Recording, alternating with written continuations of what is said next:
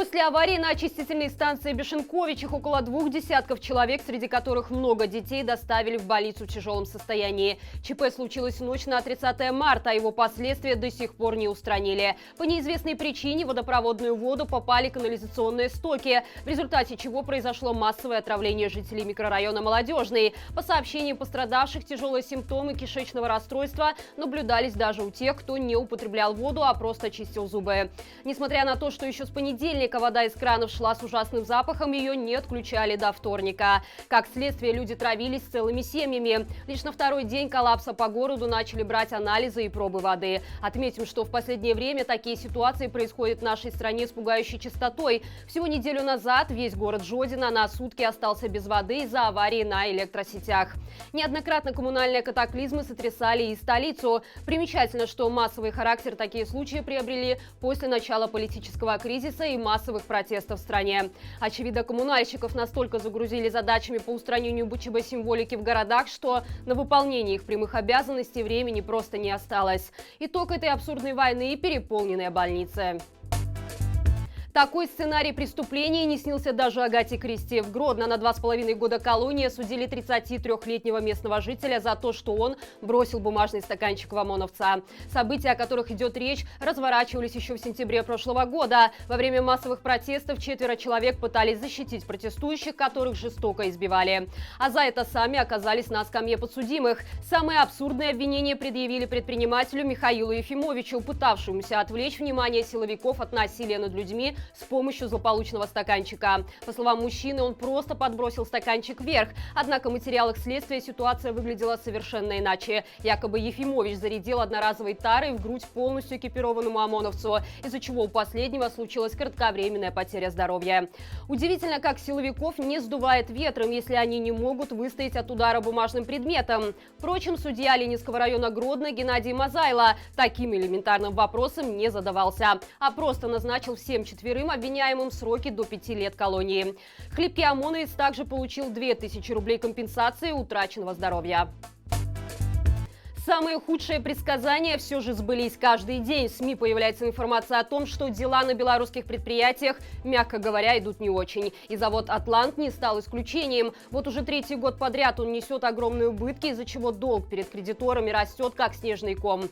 Из-за нехватки финансовых средств за последние 2 года с предприятия было уволено несколько сотен человек. На днях же стало известно, что в целях экономии оставшихся сотрудников перевели на 4-дневную рабочую неделю. Пока речь идет только о Минском заводе холодильников, который не в состоянии расплатиться с поставщиками циклопентана, необходимого для производства холодильников и морозильников.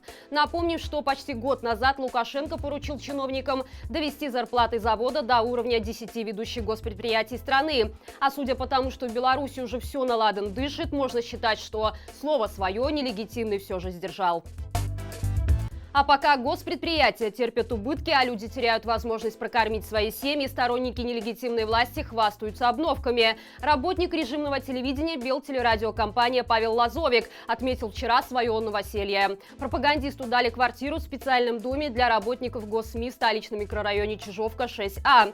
Цена квадратного метра с внутренней отделкой для сотрудников Геббельс ТВ составила всего лишь 1332 рубля. В то время как простые смертные платят в 3 раза больше. Зато теперь все мы знаем, сколько стоит совесть. В Гродненской области местные депутаты решили ввести налог на границу. Теперь белорусы, которые на личном авто, не превышающим максимальный размер в 5 тонн, а также водители различных организаций, которые захотят выехать за пределы страны, будут обязаны уплатить сбор в размере 1 базовой величины. Он будет взиматься при пересечении границы пунктов пропуска, расположенных на территории Гродненской области. Это 5 пунктов пропуска на белорусско-литовской границе и 2 пункта на белорусско-польской. Данное новшество вступит в силу уже через месяц. Местные власти введение такого сбора прокомментировали нехваткой денежных средств для борьбы с пандемией, поэтому они не нашли ничего лучше, кроме как содрать эти деньги с людей. Все в лучших белорусских традициях.